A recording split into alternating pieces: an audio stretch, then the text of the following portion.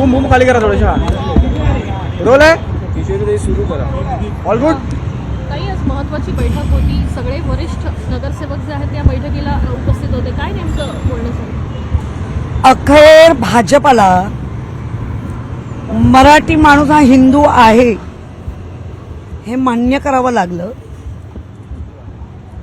त्याचप्रमाणे ह्या ज्या काही 2022 नंतर जी काही लढाई चालू होती त्या लढाईमध्ये भले 83चे 89 झाले तरी उद्धव बाळासाहेब ठाकरे किंवा बाळासाहेबांनी मराठी माणसाचा लावलेला झाड मराठी माणूस मुंबईत जिंकला आहे.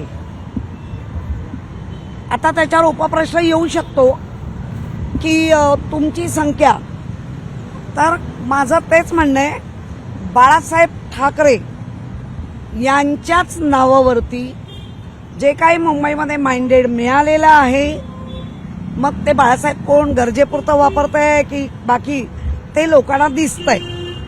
त्यामुळे आमची लढाई ही मराठीच्या अस्मितेसाठीच होती. कायम ती करत आलोय, पुढेही करत राहू. आणि मुंबईचं जिथे आता मराठीच महापौर दिलाय त्या नक्कीच आम्ही अपशकून करणार नाही. आम्हाला आकड्यांची गणितं मान्य असतात आणि ती मान्य केलेली आहे. सक्षम विरोधी पक्षनेता म्हणून म्हणजे गट म्हणून सक्षम विरोधी ते आम्ही जसं सत्तेत असतानाही अनेकदा आम्हाला विरोधी पक्षांच्या पण भूमिका बजावाव्या लागलेल्या आहेत. तर आता तर आम्ही त्याच भूमिकेत आहोत.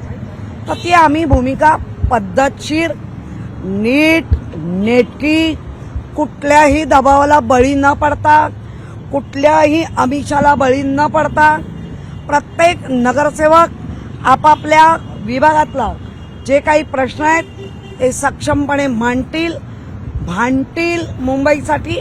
आणि मुंबईसाठी जे जे भल्याचं आहे ते आम्ही करण्यासाठी कटिबद्ध आहोत. नाही पण किशोरीताई याआधी संजय राऊत असं म्हणाले होते, म्हणजे आता तुम्ही म्हणतात की मराठी उमेदवार आहे भाजपचा त्यामुळे अपशकून करणार नाही, पण संजय राऊत असं म्हणाले होते की मुंबईवर भाजपचा महापौर होणं हा काळा दिवस ठरेल. हो बघा आता संजय राऊत म्हणजे हे बिनविरोध की नाही बिनविरोध म्हणता येणार नाही की काळा विरोध नाही. हा आता त्यांनी एक सूचक वाक्य वापरून भविष्य लोकांना दाखवलंय. भविष्य लोकांना कळेल आणि भविष्य या आधी येत नाही ना. वर्तमानात आम्ही जगलोय, आम्ही भूतकाळ खूप चांगला नीट करून ठेवलाय. त्यामुळे येणारा भविष्य काळा कसा असतो ते कळेल लोकांना. शिंदेचं मत भाजपला शिंदेची गरज लागली तर काही महत्व कमी